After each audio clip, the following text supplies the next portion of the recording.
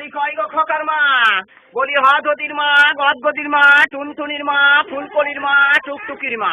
বলি আমি বর্ধমানের মহারাজার বড় ছেলের বউ। আমি 9 তলায় 6 তলায় বাস করি, আমার নাম তারা সুন্দরী। আর পাড়ার ছেলেরা শুধু আমাকে বলে খেপি আর খেপি।